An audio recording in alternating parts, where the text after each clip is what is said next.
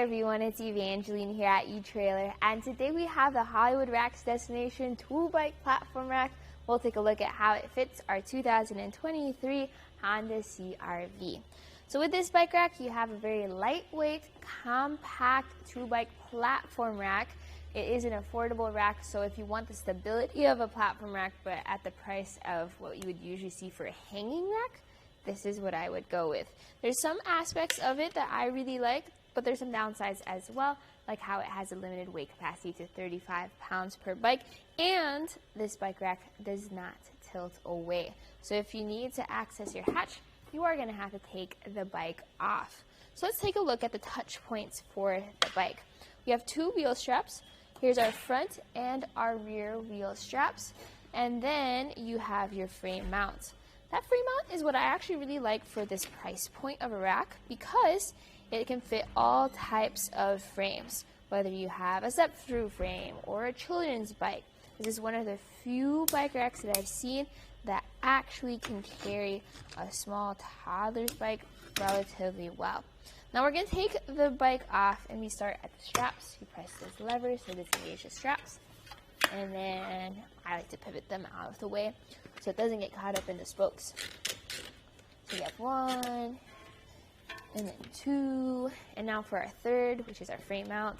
This is where it can get a little tricky, or it takes a little bit of practice, because I like to use the elbow to hold on to the bike as I remove the strap with both hands. But once that frame mount is released, then you only have to lift over this short mast, and you are ready to go on a bike ride. Now let's take a look at the rack. Notice the shape of the cradles and how they're shaped kind of like wings.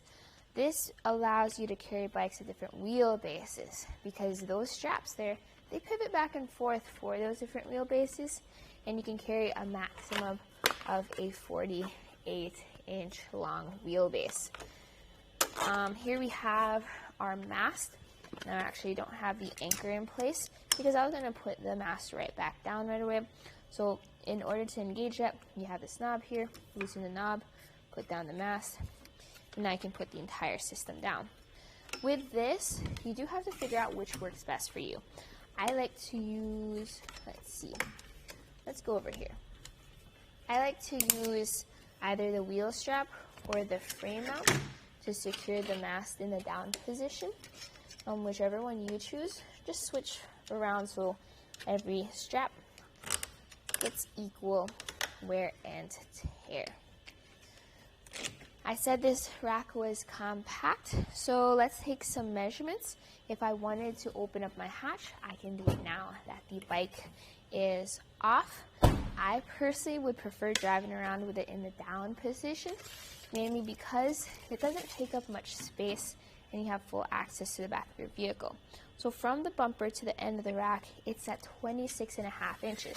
And hopefully that's enough space behind your vehicle to fit inside of your garage or to park into tight spots. But if not, that measurement will help you out.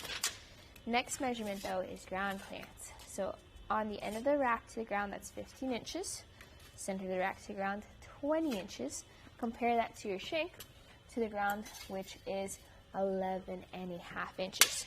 So there's definitely a shank rise so that you get better clearance, but not too much of a shank rise where you are lifting your bikes too high up. Looking over at the shank, notice how we have an 1.25 inch shank with a 2-inch metal adapter. This is secured by your anti-rattle bolt. You also have a lock. You also get a cable lock with this rack that can be used with this anti-rattle bolt.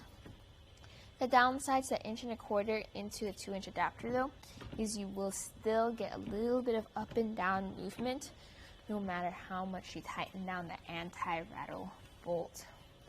Next up, we're going to flip this rack up. So there's a retainer clip on the end. Once you take out the retainer clip, you can then unthread that bolt, and once that's free, you can then lift up on the rack and then thread the bolt right back in. This moves our bike rack into the portable or compact position. Let's take some measurements real quick of the rack behind the vehicle.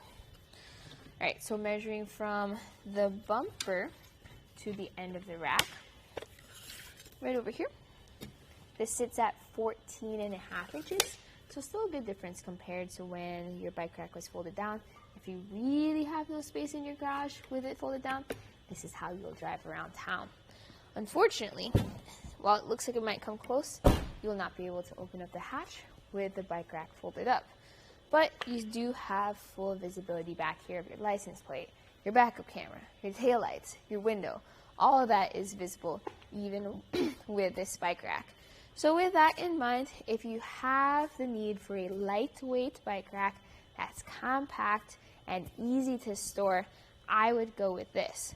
On the downside, it doesn't have that much weight capacity. So if you have bikes that are heavier than 35 pounds, or you really value a tilt-away feature, I would recommend taking a look at the Ceres Super Clamp EX as an alternative. That bike rack, even when folded up, you can open up the hatch. The downside to that one is it is at a more premium price point.